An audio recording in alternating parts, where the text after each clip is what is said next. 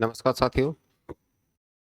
जितने भी पढ़ने वाले विद्यार्थी हैं, जो भी डॉक्टरी इसमें पढ़ रहे हैं, चाहे वो डिप्लोमा कोई भी कर रहे हो, उनके लिए एक जॉब की एक जो ज़रूरत होती है, वो ज़रूरत है। कोशिश करते हैं कि वो एम्स में भर्ती हो जाए, एम्स में कहीं ना कहीं जॉब करने लगे।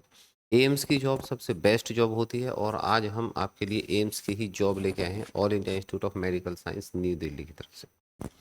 इनका जो रिक्रूटमेंट है, nursing officer recruitment common test है, NORCET 7 इन्होंने कहा है इसको, तो 7वीं बार ये करा रहे होंगे। तो इसका नोटिस दिया गया है ये, और डेट है 1/8/2024। इनके द्वारा बोला गया है कि online application is invited for the nursing officer recruitment common eligibility test 7। केवल ऑनलाइन एप्लीकेशन ही मान्य होंगी।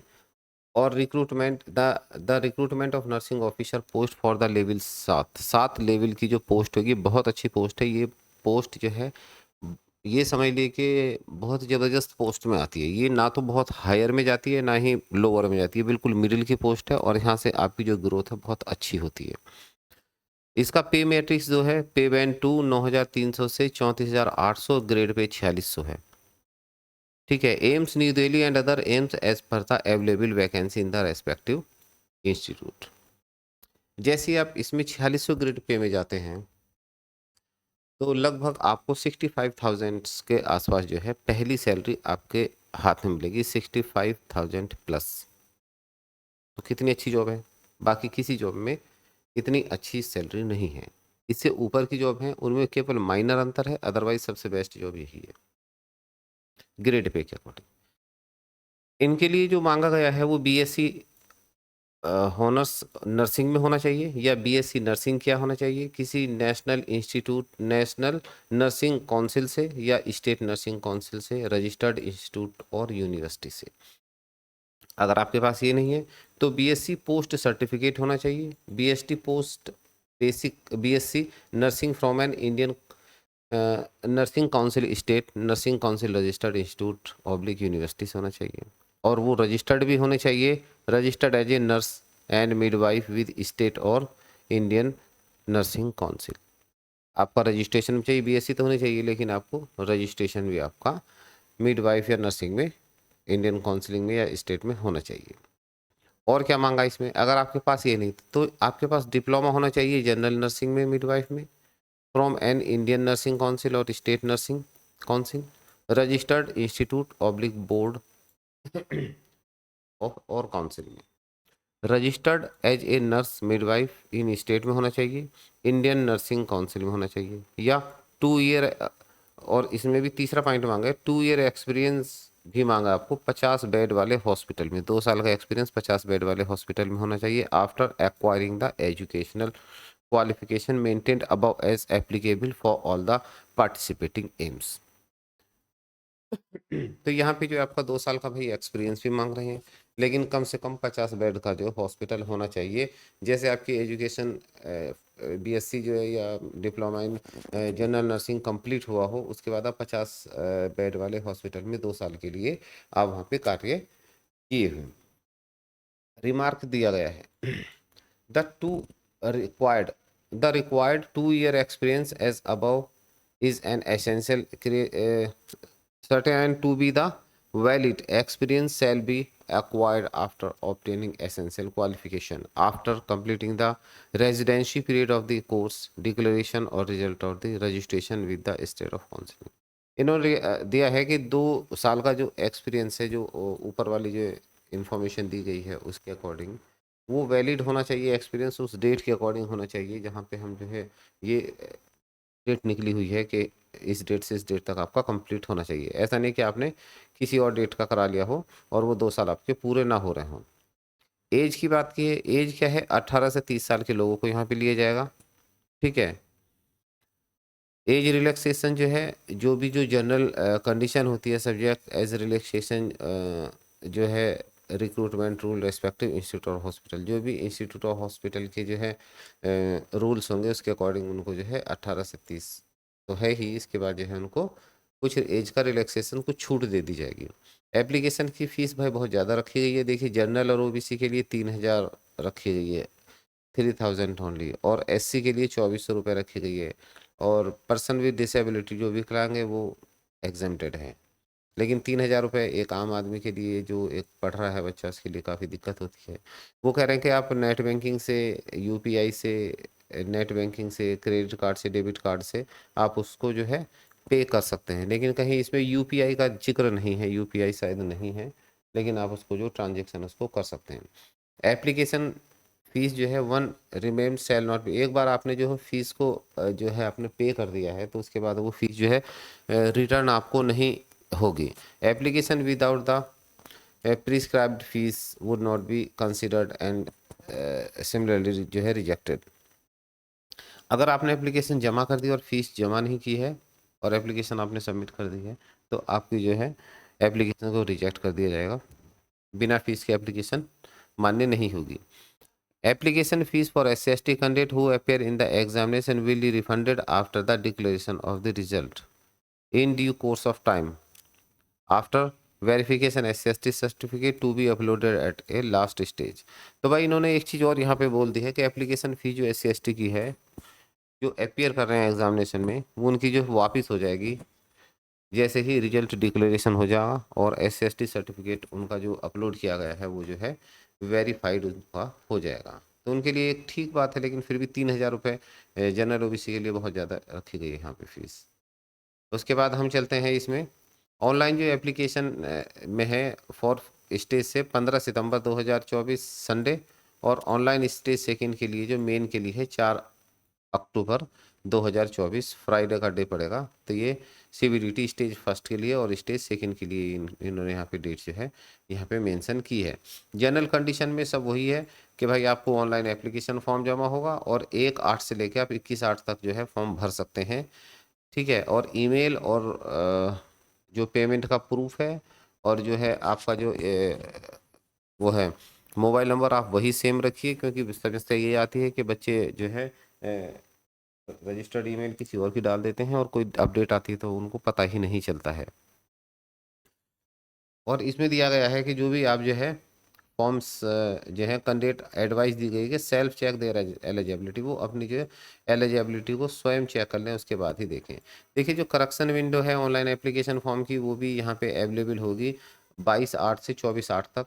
21/8 तक तो ये लोग फॉर्म ले रहे हैं, 1 से लेके 8 तक, 1/8 से लेके 21/8 तक फॉर्म ले रहे हैं 21 दिन में। और 21 दिन के बाद जैसे 21 दिन से 22वां दिन आएगा, 22 तारीख होगी, 22 से 23 24 यानी कि 3 दिन के लिए विंडो खुलेगी। जिनका कोई भी करेक्शन है वो करेक्शन इसमें कर सकता है। तो आप कोई दिक्कत है कि तो आप इसमें जो है सारी चीज़ें आपको मिलेंगी। इसमें बाकी जो है इमेज वगैरह अपलोड इमेज जो है फोटो सिग्नेचर और thumb impression image is not as appear instruction, ठीक है। तो इसमें आपको जो फोटो वगैरह है ना, देखिए the candidate must ensure that image of the photo signature and thumb impression should be as per the guidance of the maintain in the uploading image instruction given in the journal link and are available and are visible clearly in the previous at the time of the filling out of the application in the online mode। इनका कहना है इसमें कि जो photo है आपकी और जो सिग्नेचर है और जो थंब है, अंगूठे का निशान जहाँ पे लगाया गया है जो यहाँ पे अपलोड होगा, वो जो उनके इंस्ट्रक्शन के अकॉर्डिंग होनी चाहिए। अभी इंस्ट्रक्शंस क्या होते हैं, इंस्ट्रक्शन में है बिल्कुल क्लियर इमेज होनी चाहिए, और जो भी उन्होंने इंस्ट्रक्शन इसमें दिए हैं कितनी केबी की फाइल है वो फाइल होगी, वरना वो अपलोड ही नहीं होगी। फिर एज रिलैक्सेशन की बात करते हैं तो age relaxation cut off date of declaration, तो एज ऑफ जो है आपकी जो कट ऑफ डेट होगी ना डिक्लेरेशन, वो determine examination cut off date of determine eligibility in term of age of condition will be last date of the online submission of the application. जो cut off date होगी age में और जो आपकी application form की last date होगी उस date तक इन्होंने जो है मान्य किया है। तो ये भी एक अच्छी बात है कि कम से कम उस डेट तक कुछ बच्चे जो हैं इसमें और एक्स्ट्रा हो जाएंगे। SC/ST OBC candidate who opt to apply under unreserved vacancy will not be eligible for the relaxation or relaxation cutoff mark to be belong. Further, reserve category candidate SC/ST who become eligible by the age relaxation applicable in their case will be considered only for the reserved seat for the category on which they belong, even they have to the merit to be considered otherwise for unreserved। इन्होंने कहा कि भाई अगर कोई SC/ST और OBC का बंदा अगर जो है वो अप्लाई कर देता है अनरिजर्व वैकेंसी में, ऑप्शन देता है टू अप्लाई अनरिजर्व कैटेगरी में, will not be eligible for the age relax, तो उसको भाई एज की रिलैक्सेशन बिल्कुल नहीं दी जाएगी। वो कर सकता है, लेकिन वो एज की रिलैक्सेशन नहीं दी जाएगी। और relaxation in cut off mark, और जो कट ऑफ मार्क होंगे otherwise allotted to their belonging to their categories. Further the reserve category candidate who become eligible for the age, केवल SC ST OBC कैंडिडेट जो अपनी category में भरेंगे केवल उन्हीं के लिए एज रिलैक्सेशंस वगैरह दिया जाएगा, दूसरे को नहीं दिया जाएगा यहाँ पे। ठीक है।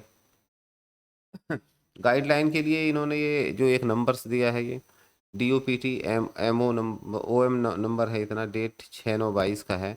तो यहाँ पे जो है गाइडलाइन की कुछ दी गई है एज के लिए, वो इसमें तो नहीं है एडवर्टाइजमेंट में। ये अलग से इन्होंने डाल दिया है कि इस नंबर पे जो है 6/9/22 को एज रिलैक्सेशन की बात की गई है, गाइडलाइन दी गई है in pursuing age age concession जो भी लोग मांगेंगे इसमें। PWBD candidate who disability maintain, जो भी डिसेबिलिटी होंगे वो 40% से ऊपर वाले को, provide they have benchmark disability और इक्वल टू मोर देन 40% से ज़्यादा हैं, उन्हीं लोगों के लिए भाई यहाँ पे जो है सारी चीज़ें दी गई PWD में माना जाएगा, अदरवाइज उनको नहीं माना जाएगा। 40% से नीचे वालों को नहीं कुछ कंसिडर किया जाएगा। SC ST के लिए एज रिलैक्सेशन 5 साल है, OBC के लिए 3 साल है, PWBD के लिए 10 साल है, और PWBD में OBC आते हैं तो उनकी 13 साल हो जाएगी, और SC ST हो जाएंगे PWBD में तो 15 साल हो जाए। और ex serviceman and commission officer including ECO और SSCOs, तो वो 5 साल की जो उनको एज रिलैक्सेशन उनको दी जाएगी। तो ये बहुत अच्छी चीज़ है, एज रिलैक्सेशन कम से कम मिल रही है। सेंट्रल गवर्नमेंट एम्प्लॉय की जो सिविल एम्प्लॉय हैं सेंट्रल गवर्नमेंट के, उनके लिए 5 साल की है। और सेंट्रल गवर्नमेंट सिविलियन OBC जो हैं उनके लिए 5 + 3 8 साल की है। और जो सेंट्रल गवर्नमेंट और civil employees SC ST who have random not less than 3 year regular and condition service on the closing date of the online submission of application। तो जो SC ST है वो सेंट्रल गवर्नमेंट के civil वाले में है जो हैं, तो उनको ले 5 + 5 साल, मतलब 5 साल तो देख रहे हैं, 5 साल SC के लिए अलग से, तो 10 साल उनके एज रिलैक्सेशन सेंट्रल गवर्नमेंट वालों के लिए जो है वो मिल जाएगी। ये बहुत अच्छी चीज़ है कि एज रिलैक्सेशन इन्होंने सभी चीज़ें की दी हैं, कोई दिक्कत वाली बात नहीं है। ये सर्टिफिकेट वही मांग रहे हैं SC ST OBC का सर्टिफिकेट, नॉन क्रीमी लेयर हो और करंट का बना होना चाहिए। ये देखिए इन्होंने कहा है कि जो सर्टिफिकेट OBC का 1/4/24 से 31 मार्च 25 का जो है इश्यू होगा सर्टिफिकेट ड्यूरिंग पीरियड जो है। तो 24-25 के लिए फाइनेंशियल ईयर हैं, वैकेंसी मांगी गई है, तो वो ये सारी चीज़ें करंट वाली चीज़ मांग रहे हैं, यहाँ पे कोई दिक्कत नहीं है। तो आप ये इसको जो है दे सकते हैं। Candidate who fail two processor valid category, जो भी भाई कैटेगरी के लिए इसमें जो वैलिड प्रूफ नहीं देगा इसमें, तो उनका जो है कैंसिल कर दिया जाएगा। सपोज करो कोई क्रीमी लेयर में आ रहा OBC में और उसने सर्टिफिकेट लगा, तो भाई अगर वो पास हो जाता तो वो कैंसिलेशन होगा। SC ST का सर्टिफिकेट किसने लगा दिया है और वो SC ST कैटेगरी में नहीं आता है, तो भाई उसका भी जो कैंसिलेशन हो जाएगा, क्योंकि वेरिफिकेशन जब आएगा तब इसकी दिक्कत आपको पड़ेगी। इसके बाद चलते हैं हम नीचे, जो क्वालिफिकेशन तो हमने आपको बता ही दी है ऊपर, इसमें क्वालिफिकेशन में तो कुछ ऐसा है नहीं है। क्वालिफिकेशन भी सेम होनी चाहिए, वैसे क्वालिफिकेशन में लिख दिया है कि अपनी जो है qualification submitted as an required, otherwise जो डॉक्यूमेंट वेरिफिकेशन में आज जो है वो फेल कंडीशन में जो आप आ जाएंगे और आपका जो एप्लीकेशन फॉर्म दो कंडीशन के अकॉर्डिंग जो है वो रिजेक्ट हो जाएगा। और इसमें कुछ ऐसा है, एक पेज नंबर है, एक नेक्स्ट पे आपका दिया गया है जहाँ हम बताना चाह रहे हैं कहाँ कहाँ के लिए उन्होंने वैकेंसी, ये है Annexure 1 है। देखिए list of M where number of the post और रिक्रूटमेंट ऑफ नर्सिंग ऑफिसर में be notified due to the course of time. जो जहाँ पे भी जो है नर्सिंग ऑफिसर की जो है जगह है वो हैं एम्स भटिंडा में है, एम्स भुवनेश्वर में है, बिलासपुर में है, देवगढ़ में है, ठीक है ना, झारखंड में आता है, ये गोरखपुर में है, ठीक है ना, ये यूपी में आता है, एम्स गुवाहाटी है, गुवाहाटी में है, और एम्स जोधपुर राजस्थान में है, ठीक है ना। और यहाँ पे और भी एम्स हैं, ये 15 सभी एम्स के लिए निकला है यहाँ पे। जोधपुर आ गया है, कल्याणी में है, वेस्ट बंगाल में आता है एम्स में, ठीक है ना, मंगलगिरी में है, ये आंध्र प्रदेश में आता है, नागपुर में आता है, नागपुर ये महाराष्ट्र में आता है, नई दिल्ली तो दिल्ली में है, ये पटना बिहार में आता है, रायबरेली यूपी में आता है, और ऋषिकेश जो है वो एम्स जो है वो कहाँ पे आता है, वो उत्तराखंड में आता है, और विजयपुर जो है ये जम्मू में आता है। तो 15 एम्स में यहाँ पे जो है ये रिक्वायरमेंट इनके लिए है। इम्पोर्टेंट एज डिसीजन यहाँ पे तो कह रहे हैं 4th meeting of CIB held 27 January 19 80% seat are reserve for the female. भाई इनमें से ये चीज़ देखने वाली बात है, इसमें से जो है 80% सीटें रिजर्व कर दी हैं फीमेल के लिए, और 20% जो है पार्टिसिपेटिंग मेल के लिए हैं 20%, तो महिलाएं ज़्यादा होगी और पुरुष इसमें कम होंगे। तो ये सारी चीज़ें थी, बाकी तो सारी आपको पता ही है इसमें क्या क्या चीज़ें मांग मांग सकते हैं, और जो उसके भरने के टाइम आपको जो पता चलेगा, ऐसा कुछ इसमें है नहीं, पूरा एडवर्टाइजमेंट यहीं तक था। और हम आशा करते हैं कि आप ये वैकेंसी जरूर ले लेंगे। अगर आप हमारे चैनल पर नए हैं तो हमारे चैनल को लाइक शेयर सब्सक्राइब जरूर कीजिए। और यदि कोई आपका साथी या आपकी बहन, बेटी, बहू कोई अगर इसमें फॉर्म में भरना चाहती है और उनके पास वैलिड क्वालिफिकेशन है, तो वो इसमें फॉर्म में भर सकती हैं। और हम आशा करते हैं कि आप फॉर्म भरें और ये एम्स में जो है अपनी जो है योगदान यहाँ पे जो है समाज के लिए जो भी अच्छा काम करना चाहते हैं वो कर सकते हैं। इससे अच्छा आपको जो सेवा का मौका कहीं नहीं मिलेगा।